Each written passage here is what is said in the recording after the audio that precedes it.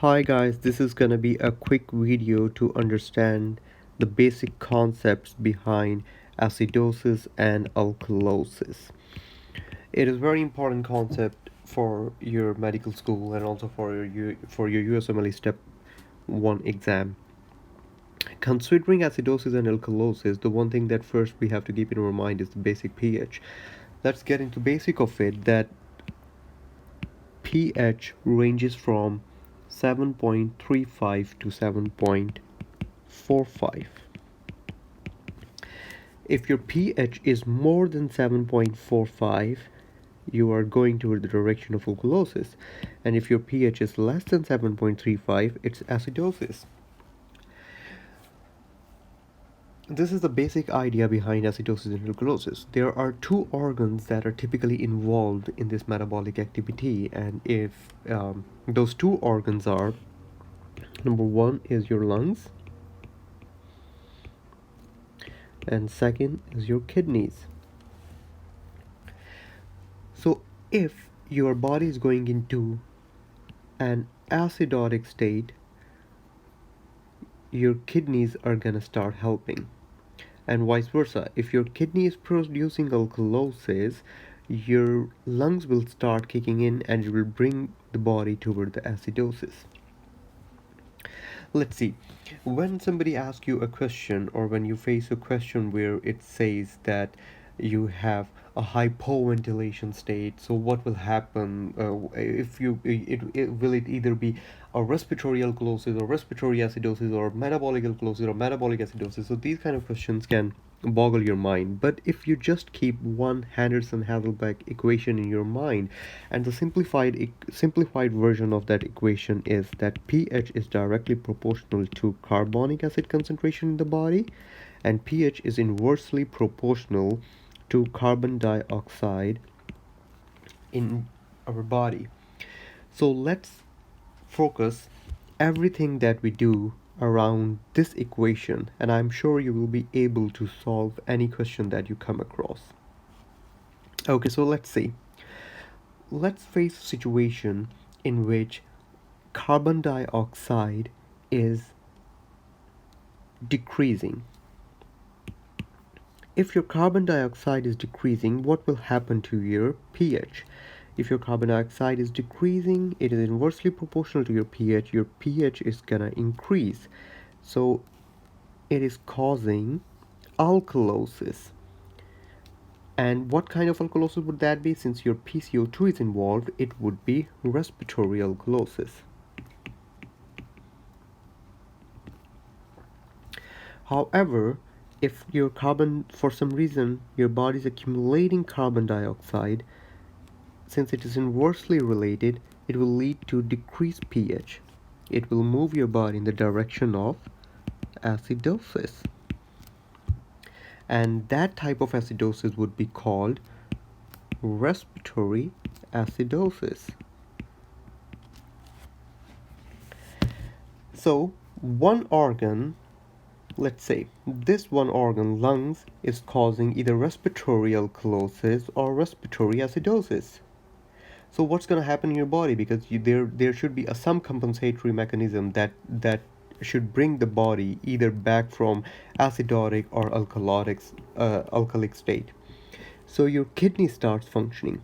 Your kidney, what does your kidney do? Your kidney has a power of either spilling the carbonic acid faster or slower. So let's see. If your body is in a state where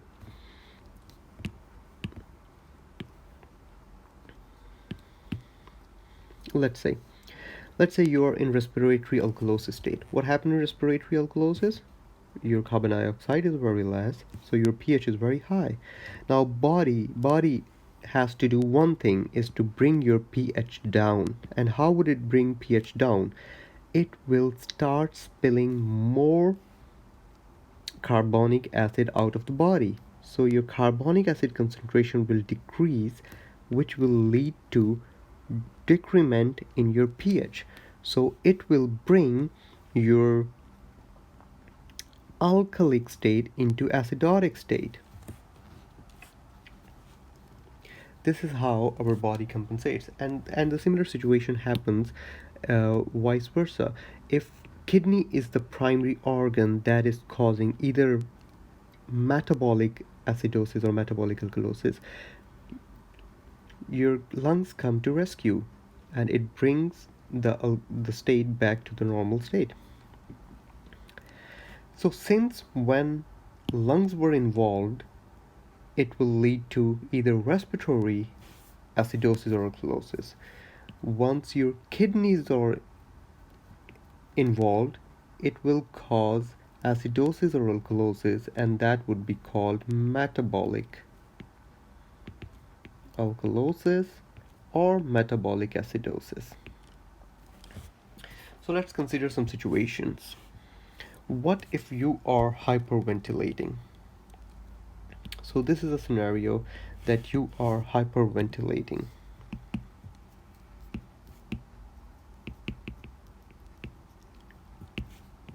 Hyperventilation, what does it do?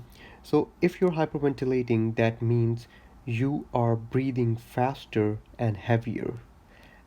And breathing faster and heavier increases your oxygen concentration and decreases your carbon dioxide concentration.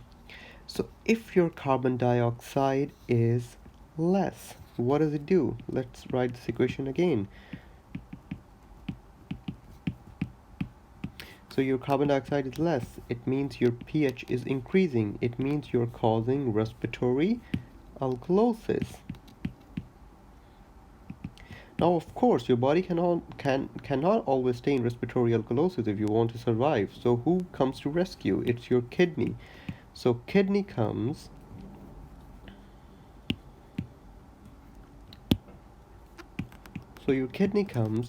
and it starts spilling carbonic acid into urine. So your carbonic acid concentration decreases, and that's lead to bringing your pH back to normal level. So this should be called compensating metabolic acidosis, because your alcoholic state is now going back to acidotic side. So this is how it happens. Let's consider a situation in which you're hypoventilating. So if you're hypoventilating, what happens? If you're hypoventilating, your carbon dioxide accumulation increases, and once carbon dioxide is increasing, it will lead to decrease in your pH. It will cause respiratory acidosis. And who will compensate? Of course, kidney will compensate. And how will kidney compensate? Kidney will start delaying the accumulation of HCO3. It will increase HCO3, which will lead to increment in pH, and that would be called as compensatory metabolic alkalosis.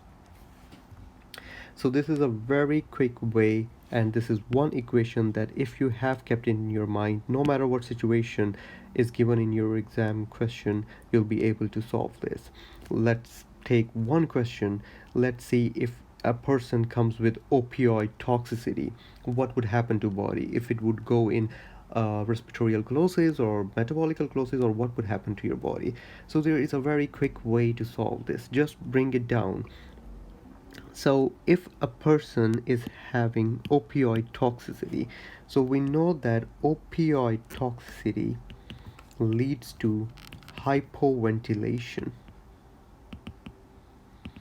So if there is hypoventilation, it means your carbon dioxide concentration will increase. So again, if your carbon dioxide concentration is increasing, what will happen? Since it is inversely related, your pH will decrease. That means respiratory acidosis. So what does opioid toxicity lead to? It leads to respiratory acidosis.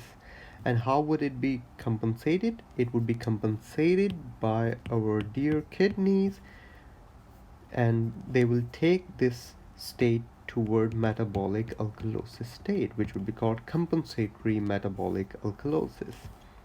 So this is as simple like this, guys.